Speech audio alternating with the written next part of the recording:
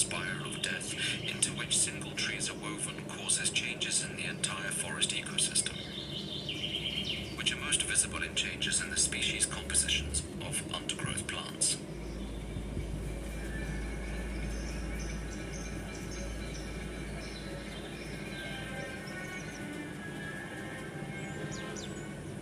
Currently, next to oaks, the most endangered trees are ash trees, attacked by the fungus Hymeskippus fraxinea, discovered at the beginning of the 21st century.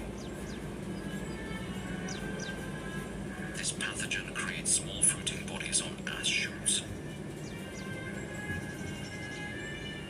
While old trees resist the attack, it basically completely eliminates young ash trees that are regenerating themselves.